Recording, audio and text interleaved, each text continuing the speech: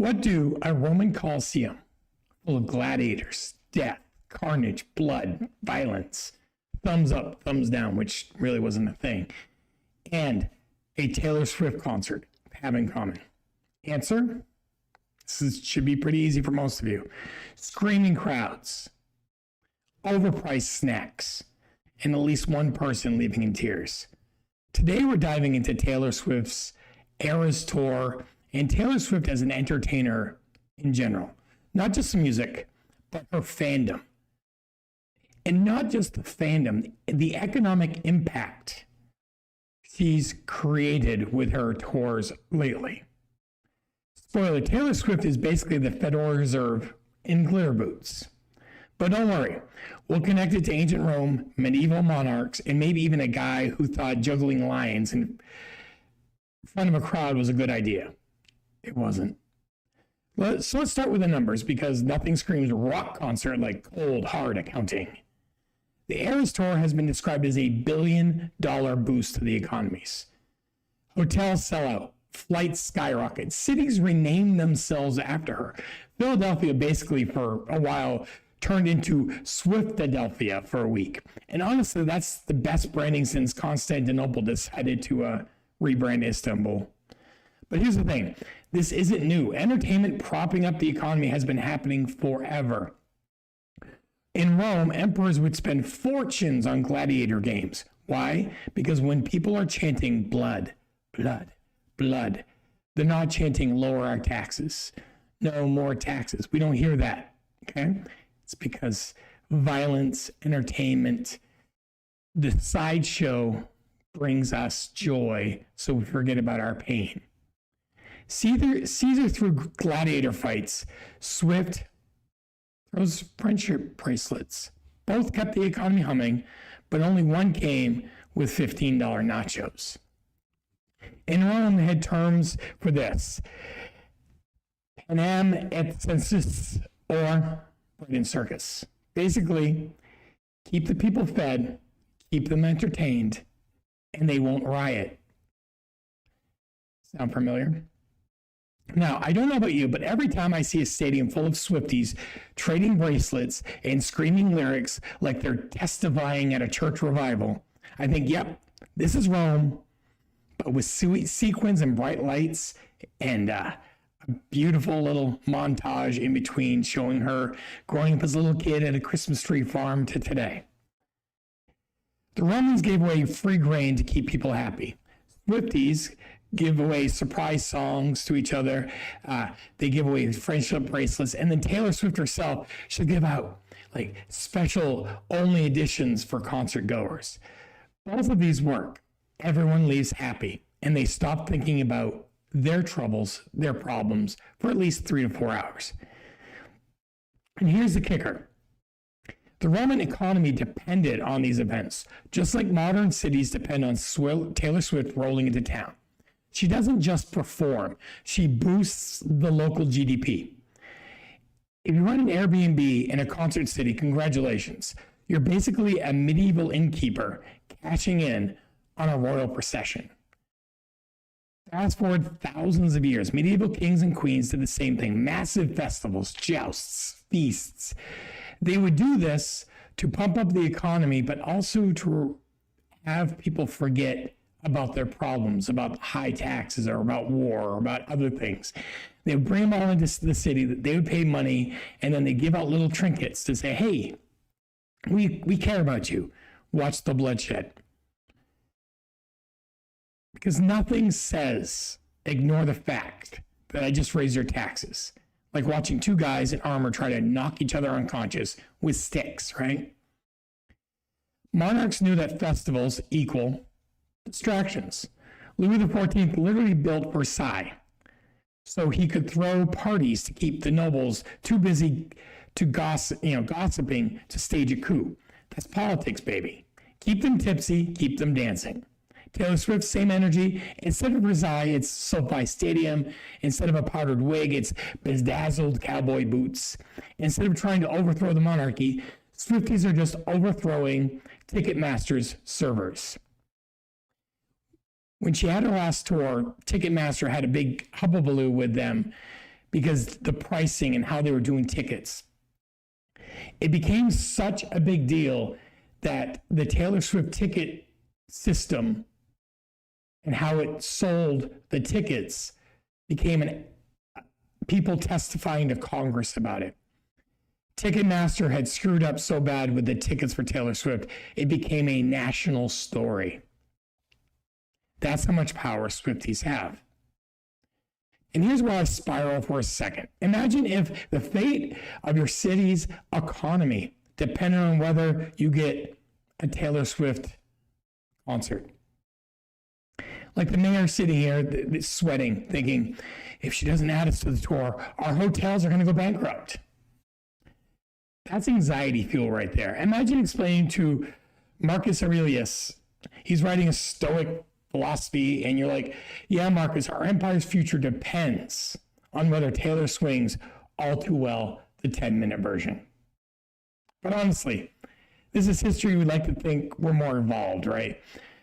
But humans are basically the same. We crave distraction. We crave spectacle. We crave carnage. And we are happy to go into debt for both.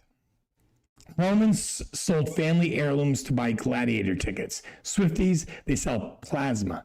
Equal trade. So here's the takeaway. Taylor Swift is not just a pop star. She's part of a tradition going back thousands of years. Leaders, entertainers creating mass distraction, boosting economies, and keeping people from burning the place down. Bread and circus, feasts and joust, stadium tours, same playbook, different soundtrack. The Romans had gladiators, the medievals, we had jousts and duels. The Victorians had world fairs. We have era tours, where tickets, we can't even afford them, but we'll do anything to get them. So next time someone rolls your eyes when you're saying how, the Eras tour was amazing, or I spent this, or I spent this, just tell them you don't get it, but you do. See, we look at history and we think, oh, Taylor Swift fans are spoiled, or they're different, or they're extreme. They're not. In my lifetime, in the 70s, 80s, 90s, until today, there's always been eras of music. You have Elvis, the Beatles, Michael Jackson, Taylor Swift, and kind of everything in between, right? The difference today compared to Beatlemania, Elvis, and even Michael Jackson till the end is we have social media now and the internet where we can promote and share stories about these things. If the Beatles had TikTok, if the Beatles had Facebook, Instagram, Snapchat, think how huge they would have been. But all they had was the Ed Sullivan Show and the radio.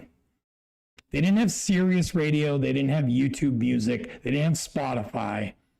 They had a couple FM channels and Ed Sullivan. And that's basically it. And they were world busters.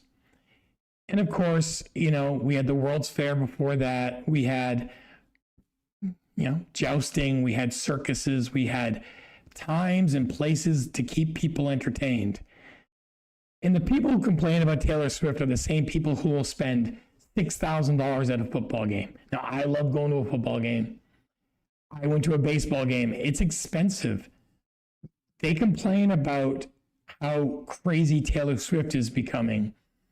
But they'll watch the Kelsey brothers, one of which is dating Taylor Swift, and they'll watch her podcast. But you know who also watched that podcast? Taylor Swift fans, because Taylor Swift went on it. And it killed their rate. It jumped their ratings immensely, which made them more money. Taylor Swift right now is making money. Just like Tom Brady, just like Michael Jordan, just like Peyton Manning, just like Magic Johnson and Larry Bird, just like Babe Ruth. Sports, music, it's all entertainment. It's a distraction. It's a distraction from what is really going on in the world. We don't want to think about the war in Ukraine every day. We don't want to think about Gaza, Israel. We don't want to think about Pakistan. We don't want to think about China and the Muslims that they're, working with. We don't want to think about Hong Kong. We don't want to think about South America and Colombia and Brazil and Venezuela. We don't want to think about the craziness in Europe or the craziness in Africa or South Africa. We want to think about going to a concert, going to a game, Netflix, Hulu, Disney Plus. We want to stream stuff that keeps us entertained to forget about the world around us. So while Taylor Swift is big, she's huge. She's brought like $5 billion to the economy in the last year between tourism, hospitality, retail. She brought $450 million alone to the city of Los Angeles when she was there for like a week. She tours the world. People will go everywhere to see her, and that's okay. But what we need to understand is she's human. Someday, sooner than not, her music will get old, and we will need to find something else to distract us from the world among us. We don't like thinking about that. Growing up, I never thought, Ozzy Osbourne would get old, or Metallica would get old, or Michael Jackson would die, or Phil Collins would end. No one thought Elvis would die or the Beatles would break up. These are all things that happen. They're hot for a certain amount of time, some longer than others, and then they disappear. Normally they disappear because of the pressure of being entertainers, of making everyone in the world happy destroys them. It makes them unhappy. They did an interview with Michael Jackson and back in the day, and they said, "Why aren't you touring anymore?" He's like, there's no joy. And before he passed away, he was going to go on one final tour called This Is It. He hadn't toured in forever, but he was going to do one last thing for the fans. But even talking to him, he showed the exhaustion thinking about the fans. Not because he hated the fans, but he felt the pressure of making the fans happy, distracting them, making it worth their ticket price to go see him. Taylor Swift has the same stress. I know she does. Every artist does.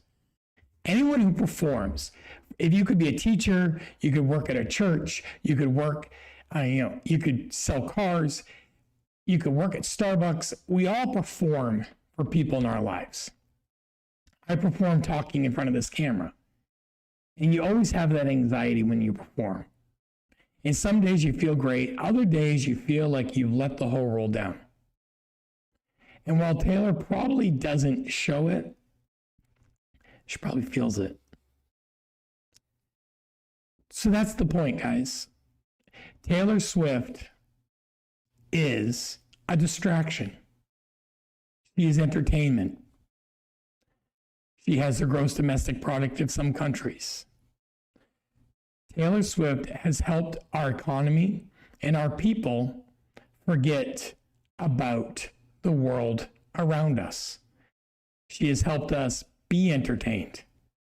She has helped us understand that there are good things going on in the world. We can forget about war, famine, disease, strife. We can just shake it off and keep moving. Here's the last point. Historians, entertainers, we're very similar. As somebody who has studied history and loves history and thrives with history, I look at it as entertainment. I enjoy talking to people about things that have happened and connecting the dots between the Eras tour of Taylor Swift and Julius Caesar and the Roman Colosseums and the gladiators. I enjoy that. So when you talk to someone, you're like, well, he's a history buff. It's kind of boring. If you talk to someone who's really that way, they look at things and they understand how the dots connect. Even dark events like World War II and Hitler, we had the Olympics, and in the Olympics, Jesse Owens destroyed Hitler's philosophy. It was entertainment, but it was also world-changing. While Taylor Swift hasn't gone against, the leader of the enemy, evil in Hitler, she's changed people for the better mostly. She's helped economies. She's helped people relax for 3 hours in the rain, in the heat, perfect weather, not perfect weather. She's always performed no matter what. And while it might not seem a big deal to you, performing in front of thousands of people every night,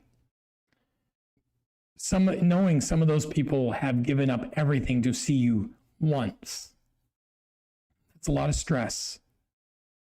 And while you might not like her music, you need to give her a thumbs up, because she's willing to put herself 100% out there so you are entertained.